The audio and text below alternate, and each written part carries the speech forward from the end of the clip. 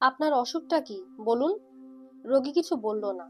পাশে বসে থাকা সঙ্গীর দিকে তাকালো। Doctor Nurul Afsar MRCP DPS অত্যন্ত বিরক্ত হলেন। তার বিরক্তির তিনটি কারণ আছে। প্রথম কারণ হচ্ছে 8টা বেজে গেছে, রোগী দেখা বন্ধ করে বাসায় যেতে হবে। আজ তার শ্যালিকার জন্মদিন। দ্বিতীয় কারণ হচ্ছে গ্রাম থেকে আসা রোগী তিনি পছন্দ করেন না। এরা হয় বেশি কথা বলে, নয় একেবারেই কথা বলে না। ভিজিটের সময় হলে দরদাম করার চেষ্টা করে, হাত কচলে মুখে তেল তেলে ভাব ফুটিয়ে বলে, কিছু কম করা যায় না ডাক্তার সাহেব, গরিব মানুষ। আজকের এই রোগীকে অপছন্দ করার তৃতীয় কারণটি তেমন গুরুত্বপূর্ণ নয়, তবু নুরুল আফসার সাহেবের কাছে এই কারণটি প্রধান বলে মনে হচ্ছে। লোকটির চেহারা নির্বোধের মতো। এই ধরনের লোক নিজের অসুখটাও ঠিক মতো বলতে পারে না, অন্য একজনের সাহায্য লাগে। বলুন, তাড়াতাড়ি বলুন, আমার অন্য কাজ আছে। লোকটি কিছু বলল না, গলা খাকারি দিয়ে সঙ্গীর দিকে তাকালো। ভাবখানা এরকম যে অসুখের কথাবার্তা সঙ্গীটিই বলবে। সেও কিছু বলছে না। ডাক্তার নুরুল আফসার হাত ঘড়ির দিকে এক ঝলক তাকিয়ে বললেন, গরু ছাগল তার কি অসুখ বলতে পারে না, তাদের অসুখ অনুমানে ধরতে হয়। আপনি তো আর গরু ছাগল না। চুপ করে আছেন কেন? আপনার নাম কি? রোগী কিছু বলল না। তার সঙ্গী বলল, উনার নাম মকবুল, মোহাম্মদ মকবুল হোসেন ভুঁইয়া। নামটা অন্য আরেকজনকে বলে দিতে হচ্ছে। আপনি কি কথা বলতে পারেন না? পারেন না? পারি। কি আপনার নাম? মোহাম্মদ মকবুল হোসেন ভুঁইয়া। বয়স কত? 52। আপনার সমস্যাটা কি? রোগী মাথা নিচু করে ফেলল। নুরুল আফসার সাহেবের ধারণা হলো অস্বস্তিকর কোনো অসুখ, যার বিবরণ সরাসরি দেয়া মুশকিল। আর তো সময় দিতে পারবো না, আমাকে এক জায়গায় যেতে হবে। যদি কিছু বলার থাকে এক্ষুনি বলবেন, বলার না থাকলে চলে যান। রোগী আবার গলা খাকারি দিল। তার সঙ্গী বলল, ওনার অসুখ কিছু নাই। অসুখ কিছু নেই তো এসেছেন কেন? ওনারে পিঁপড়ায় কামড়ায়। কি বললেন? পিঁপড়ায় কামড়ায়, পিপিলিকা। ডাক্তারি করতে গেলে অধৈর্য হওয়া চলে না। রোগীদের সঙ্গে রাগারাগিও করা চলে না, এতে পসার কমে যায়। রোগের বিবরণ শুনে বিস্মিত হওয়াও পুরোপুরি নিষিদ্ধ। রোগের ধরন ধারণ যতই অদ্ভুত হোক, ভান করতে হয় যে এ জাতীয় রোগের কথা তিনি শুনেছেন এবং চিকিৎসা করে আরাম করেছেন। নুরুল আফসার সাহেব ডাক্তারের এইসব সহজ নিয়ম কানুন নিষ্ঠার সঙ্গে মানেন। আজ মানতে পারলেন না। ধমকের স্বরে বললেন, পিঁপড়ায় কামড়ায় মানে? রোগী পকেটে হাত দিয়ে এক টুকরো কাগজ বের করে বলল, চিঠিটা পড়েন। চিঠির মধ্যে সব লেখা আছে। কার চিঠি? কাশেম সাহেব। কাশেম সাহেব কে? এমবিবিএস ডাক্তার, আমাদের অঞ্চলের, খুব ভালো ডাক্তার। উনি আপনার কাছে আমারে পাঠাইছেন। বলছেন নাম বললে আপনি চিনবেন, উনি আপনার ছাত্র। নুরুল আফসার সাহেব কাশেম নামের কোনো ছাত্রের নাম মনে করতে পারলেন না। কাশেম বহুল প্রচলিত নামের একটি। ক্লাসে প্রতি বছরই দু একজন কাশেম থাকে। এ কোন কাশেম কে জানে? স্যার চিনেছেন? চিনি না বলাটা ঠিক হবে না।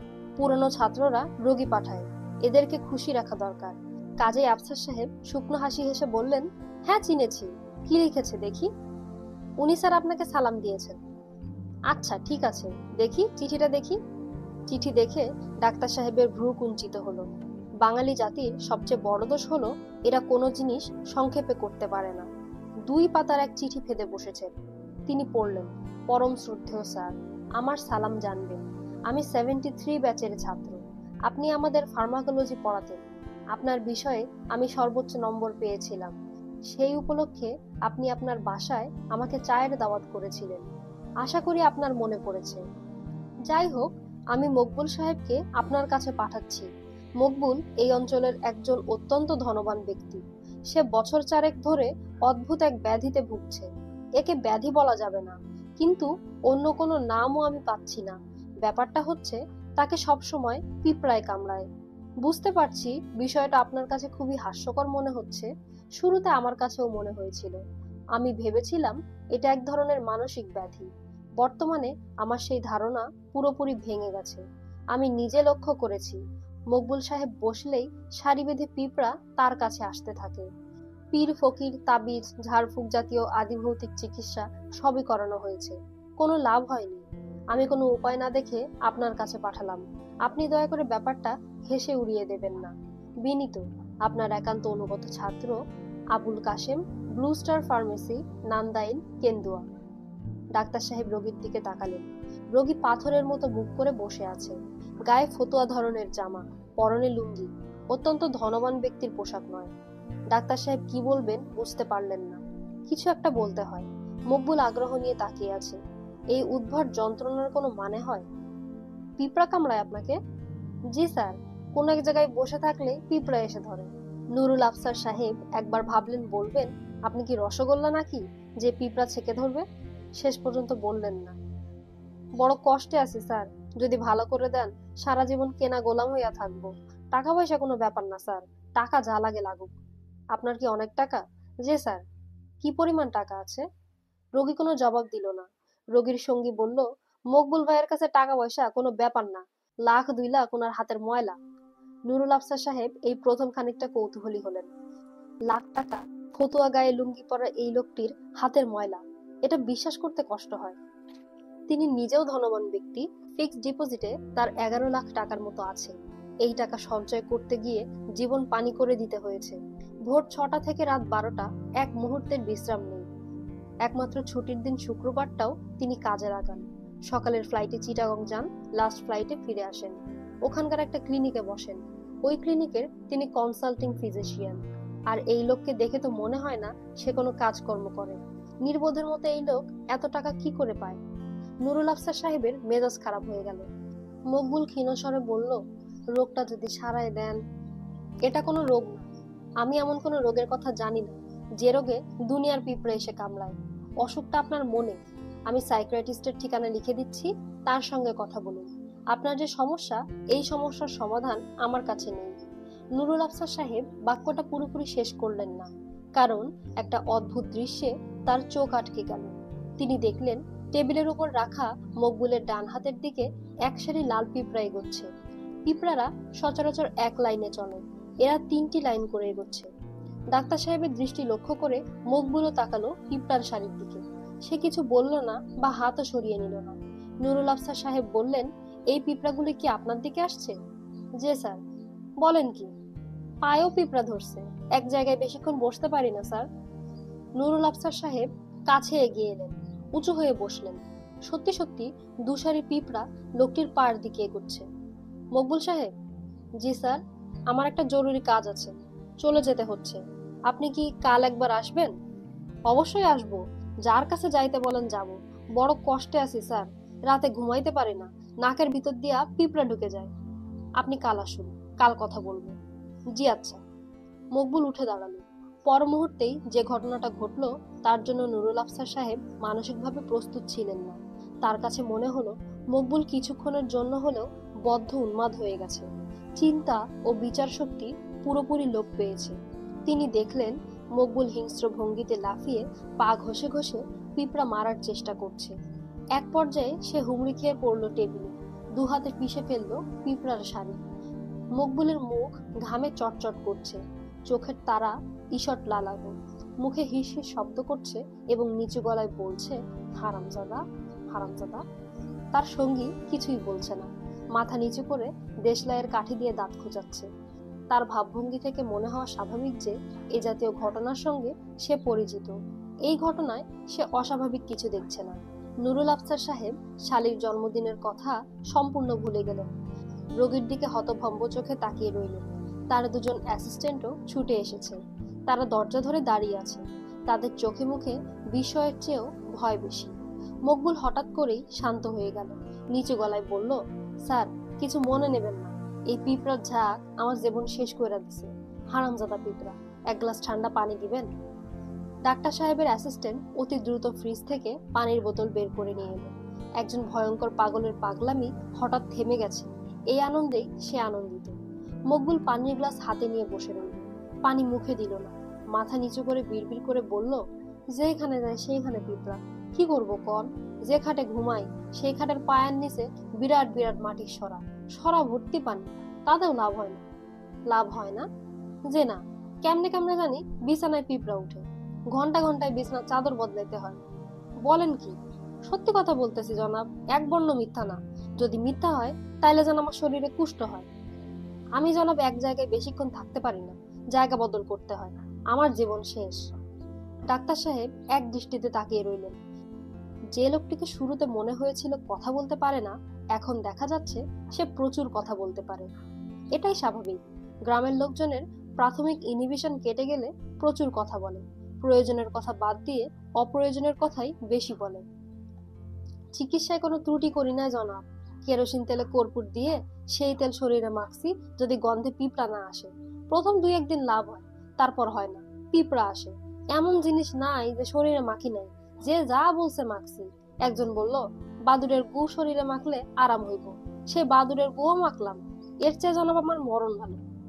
ডাক্তার সাহেব তার অ্যাসিস্ট্যান্টের দিকে তাকিয়ে বললেন, বাসায় টেলিফোন করে দাও যে আমি ঝামেলায় আটকে পড়েছি, আসতে দেরি হবে। আর আমাদের চা দাও। আপনি চা খান তো? যে চা খাই। চা খেতে খেতে বলুন কিভাবে এটা শুরু হলো, প্রথম কখন পিঁপড়া আপনার দিকে আকৃষ্ট হলো? একটু গোপনে বলতে চাই জনাব। গোপনে বলার কি আছে? যে আছে। বেশ, গোপনেই বলবেন, আগে চা খান। লোকটি চা খেলো নিঃশব্দে। চা খাবার সময় একটি কথাও বলল না। তার কথা বলার ইচ্ছা সম্ভবত ঢেউয়ের মতো আসে। ঢেউ যখন আসে তখন প্রচুর বকবক করে, ঢেউ থেমে গেলে চুপচাপ হয়ে যায়। তখন কথা বলে তার সঙ্গী। এখন সঙ্গীই কথা বলছে। ডাক্তার সাহেব, সবচেয়ে বেশি ফল হয়েছে যে চিকিৎসায়, সেইটাই তো বলা হয় নাই। মকবুল ভাই ওই চিকিৎসার কথা বলেন। তুমি বলো। এই চিকিৎসা মকবুল ভাই নিজেই বাইর করছে। বিষে বিষক্ষয় চিকিৎসা। গুড়ের গন্ধে পিঁপড়া সবচেয়ে বেশি আসে। মকবুল ভাই করলেন কি, সারা শরীরে গুড় মাখলেন, এটা লাভ হয়েছিল। 7 দিন কোনো পিঁপড়া আসে নাই। মকবুল গম্ভীর গলায় বলল, 7 দিন না, 5 দিন। ডাক্তার সাহেব বললেন, 5 দিন পরে পিঁপড়া আবার আসা শুরু করলো? জি। পিঁপড়ার হাত থেকে বাঁচার জন্য মনে হয় অনেক কিছু করেছেন? জি। নদীর মাঝখানে নৌকা নিয়ে কয়েকদিন ছিলাম, 3 দিন আরামে ছিলাম, 4 দিনের দিন পিঁপড়া ধরলো। সেখানে পিঁপড়া গেল কিভাবে? জানি না জনাব, অভিশাপ। কিসের অভিশাপ? আপনাদের গোপনে বলতে চাই। ডাক্তার সাহেব গোপনে বলার ব্যবস্থা করলেন। পুরো ব্যাপারটায় তিনি এখন উৎসাহ পেতে শুরু করেছেন। শালীর জন্মদিনের কথা মাঝে মধ্যে মনে হচ্ছে, খানিকটা অস্বস্তি বোধ করছেন। এই পর্যন্তই। কোনো রোগীর ব্যাপারে এ জাতীয় কৌতূহল তিনি এর আগে বোধ করেননি। অবশ্য এই লোকটাকে রোগী বলতেও বাধছে।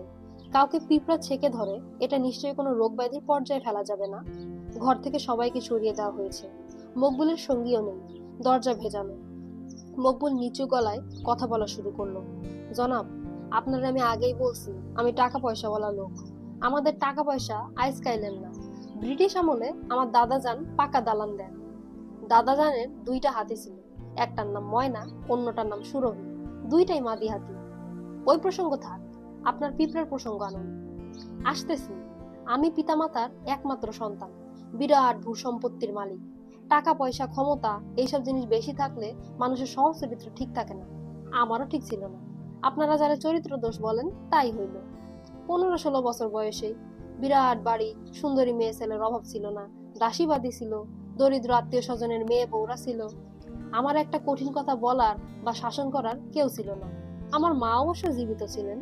কেউ কেউ তার কাছে বিজান নিয়ে গেছে, লাভ হয় নাই, উল্টা আমার ধমক খাইছে। আপনি বিবাহ করেননি? জি, বিবাহ করেছি। বিবাহ করব না কেন? 2টি বিবাহ করেছি, সন্তানাদি আছে। স্বভাব নষ্ট হইলে বিয়ে শাদী করলেও ফায়দা হয় না। মেয়ে ছেলে দেখলেই। আপনি আসল জায়গায় আসুন, আজে বাজে কথা বলে বেশি সময় নষ্ট করছেন। জি, আসতেছি। বছর 5 আগে আমার দুঃসম্পর্কীয় এক বোনের মেয়ের উপর আমার চোখ পড়লো। 14-15 বছর বয়স, গায়ের রং একটু ময়লা, কিন্তু স্বাস্থ্য ভালো। আমার চরিত্র তো কারো অজানা না। মেয়ের মা মেয়েরা আগলায় রাখে, খুবই বজ্জাত মা। মেয়েকে নিয়ে আমার মার ঘরের মেঝেতে ঘুমায়। এত কিছু কইরাও লাভ হইল না। এক রাতে ঘটনা ঘটে গেল। কি বললেন? ঘটনা ঘটে গেল?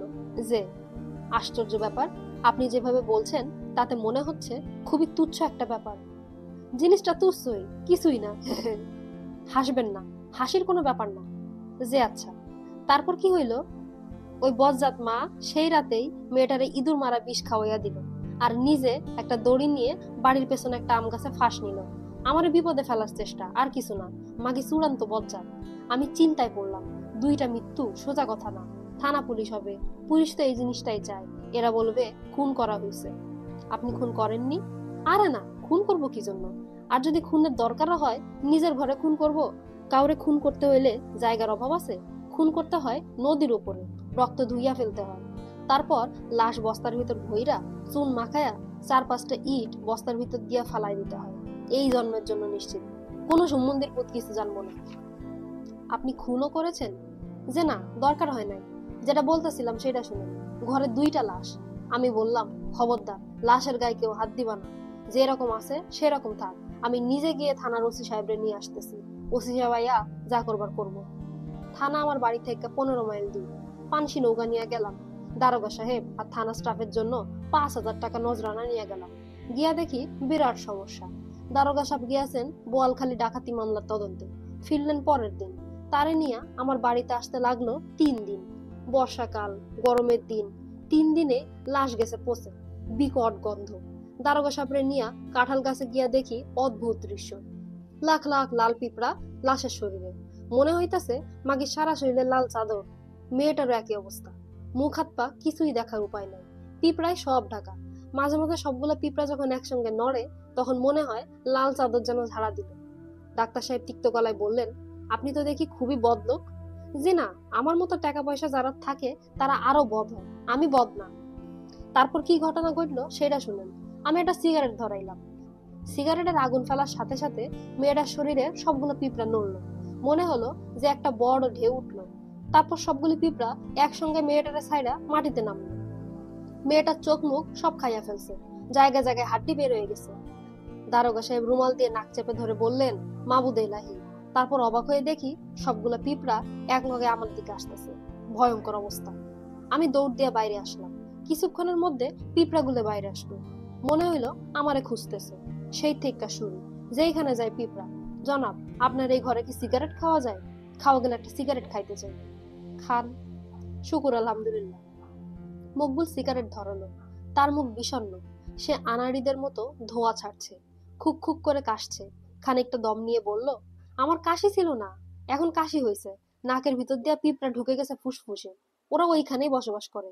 কেমনে বুঝলাম জানেন? কাশির সাথে রক্ত আসে, আর মরা পিঁপড়া। ডাক্তার সাহেব এক দৃষ্টিতে তাকিয়ে রইলেন।